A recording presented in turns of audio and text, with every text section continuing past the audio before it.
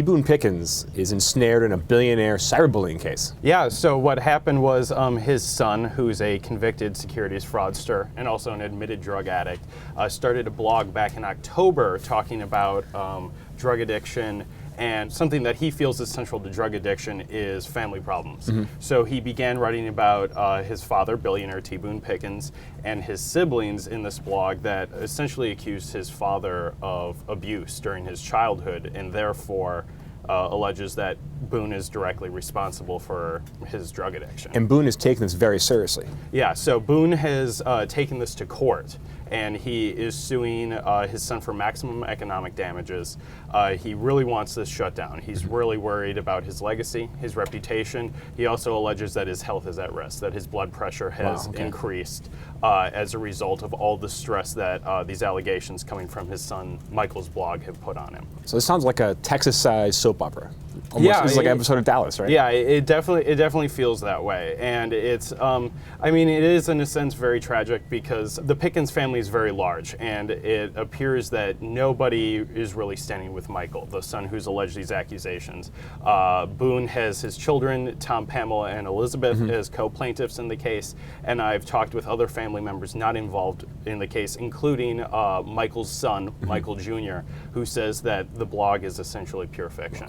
And this suit, it could be millions of dollars, although ironically, Michael, Boone's son, is broke, and Boone himself has paid millions to bail him out of his fraud and even sent him to rehab. Yeah. So what's kind of the point of this? Why is he suing him for money if he's broke and he paid? It's almost like Boone will pay himself. Yeah, Boone has alleged that his son has tried to extort $20 million from him on top of everything else to get him to stop writing about the blog, to not write a book about all of these things, to not go on Dr. Phil to talk about them.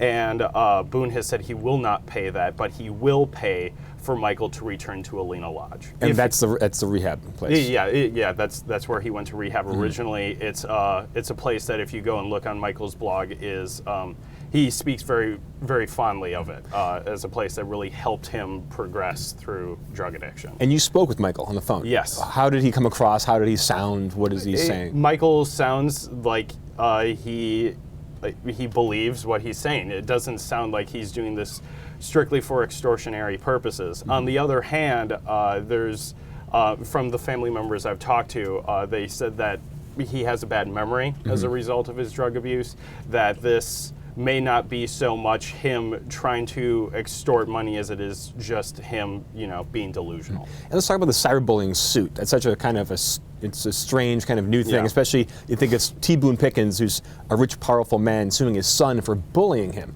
Kind of what are the allegations and what do you think is going to happen with this? Right, so cyberbullying is a definition they use throughout their petition against Michael, but what they're ultimately suing him for is libel, invasion of privacy, later extortion, and also harmful access by computer. His sister alleges that he created an email account pretending to be somebody else and emailed her and her bosses at Morgan Stanley to essentially, deface her.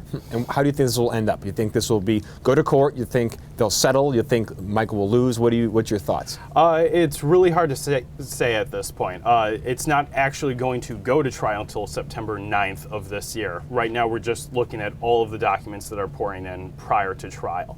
Michael is arguing that the family's case infringes on his First Amendment rights, and Texas has a very strong anti-SLAPP law, essentially to protect people for free speech, free assembly, free association.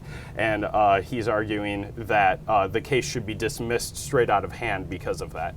But the law also makes exceptions for cases where a harm can clearly be shown before trial, which is what the family's trying to do now. It's a big billionaire family mess. Yes.